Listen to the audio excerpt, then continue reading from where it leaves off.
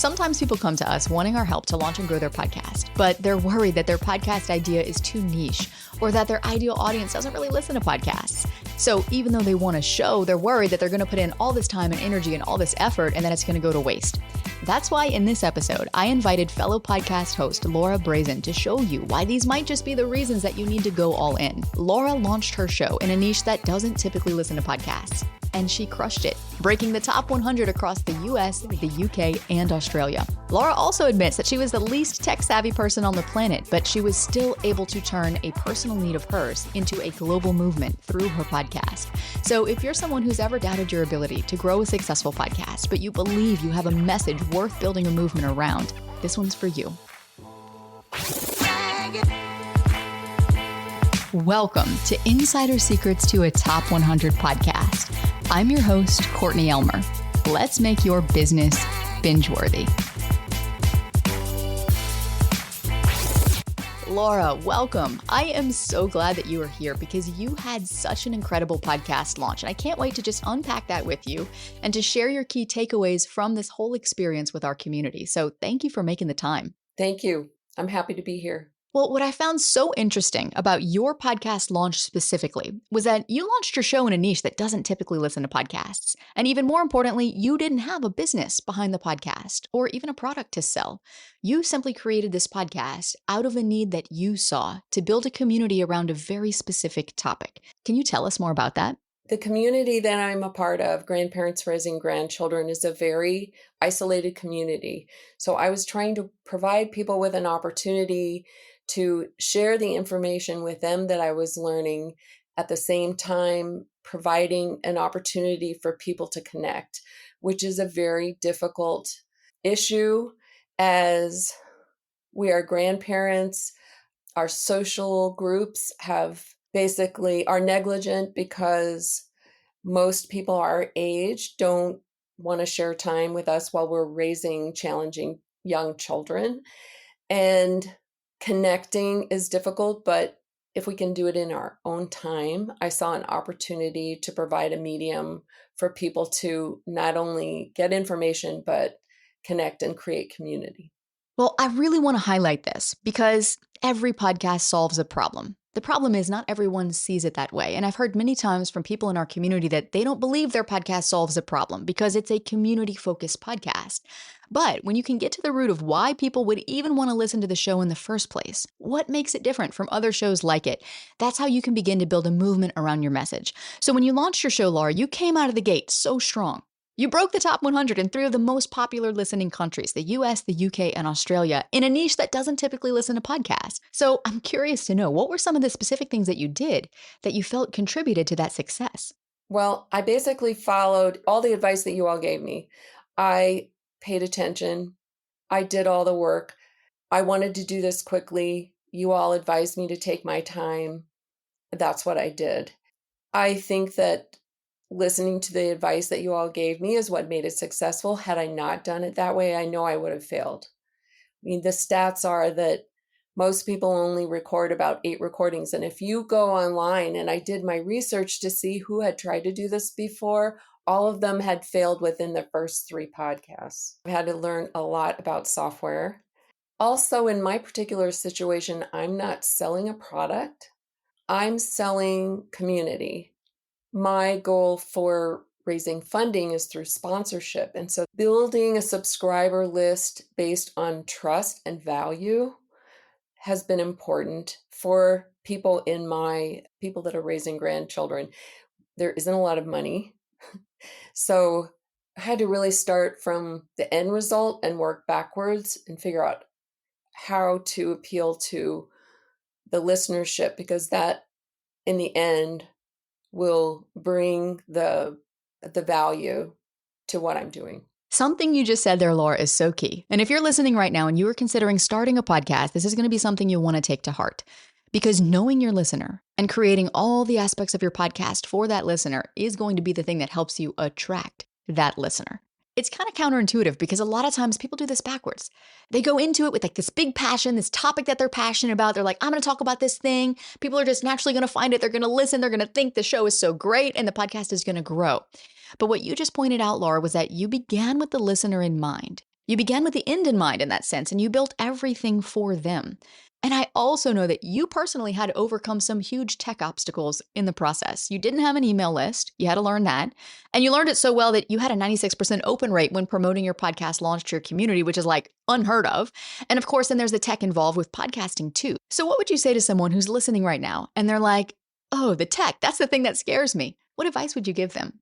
I would say I didn't think I could do this. It's surprising to me what we actually can accomplish when we set out a well-laid plan and stick to that plan and don't give up. I think that's really important. Building a schedule in my time that makes that work from the very beginning has helped me stick to a schedule all the way through. Being consistent is important. I also did not realize how difficult it would be, but I know what my end goal is. So being really clear about what your end goal is really important. If you think that doing this is going to be easy and that it's going to all of a sudden answer all of your financial problems, that's not going to happen. But if you understand and check in with a team and work with a team on the value of what you're doing, then you know your end result, you don't quit. Also realizing that there are always enough listeners out there to build value with what you're doing if you create quality. I'm surprised on a daily basis if I'm always thinking about how to connect with the people that I haven't connected with. There are plenty of people out there to help you find out what you want to do if you ask questions, and then finding ways to connect with the people you're not connecting with so far. It surprises me how you can accomplish just about anything if you do that. Yes. One of the very first business books that I ever read was called The Slight Edge by Jeff Olson. And basically, the whole motto of the book is slow down to go fast, because slowing down to go fast is the fastest way. And that mantra has stuck with me literally ever since. In fact, a lot of colleagues of mine in the podcasting industry are now changing their beliefs around this whole start it messy, start it quick mindset that tended to dominate the industry for many years.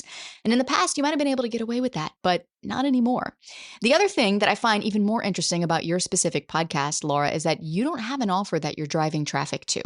Like you said, there's no business on the back end. You're not trying to get people to enroll in a course or enroll in a program or anything like that. So I'm curious then, in building this podcast for your community, what were some of their problems that you identified that you knew with your podcast you needed to be able to solve for them?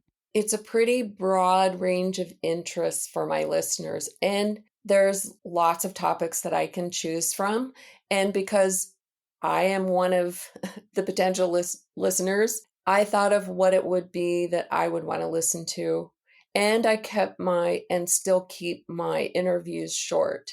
I don't let them go longer than 20 to 30 minutes because the listening time is about that long for a grandparent to be able to take that time out of their day. And I also hope that it is of extreme value. So I try and look at what they would want to hear, what would give extra value and aha to their day. And again, the way the team has helped me construct my information with all of the lead tags and the titling is really important, because that first hook is what gets them to go, oh, I really have to make a note on my calendar to listen to that podcast this week. And then if they get on and I can stick to a very concise and interesting interview, I think of what I would like to ask the interviewee, then probably my listeners do too. I think also prepping the people that I interview for my audience in particular has been helpful, because a lot of people are not aware of the concerns and the mindset of grandparents raising grandchildren. So prepping them for that mindset, most people are intelligent enough to get what it is that I'm sharing with them about this audience, and they might go, oh, I never thought of that. I didn't realize that That was an issue for this audience. So I find prepping for my interviews is valuable as well. Well, Laura, you are someone who saw the opportunity. You seized the opportunity. You didn't let the learning curve stop you. And the growth that you've had since launching your podcast and the feedback that you're getting is reflective of that. I mean, you're looking into doing a TED Talk next. People are paying attention. So, in looking ahead, what is it that you would say you are most excited about as your podcast continues to grow? I know that we're creating something great for a community that needs it and for a world that needs to hear about the particular issues that I'm talking about. So I know we can do great things. It's now building the picture a little bigger, bigger goals, bigger end goals, and working towards accomplishing those while keeping my momentum up now. Yeah, I love it. Laura, I really appreciate you being here to share your story today. Thank you. I'm looking forward to continue working with your team. And if this episode inspired you, or if you're a grandparent raising a grandchild, or you know grandparents who are raising grandchildren, head to the show notes where I've linked up Laura's podcast for you so that you can tune in or you can share it with someone that you know. Or if you resonated with Laura's story and you're looking for that same kind of guidance and support to help you launch your podcast for the first time or to grow a podcast that you've already got, you're also going to find a link in the show notes to book a call with our team and find out if Pod Launch is a fit. And then don't go anywhere, because in the next episode, I'm going to show you why SEO could be the very thing that you are missing to get your podcast discovered by more people who need to hear it. That's all coming up next to help you make your business binge-worthy.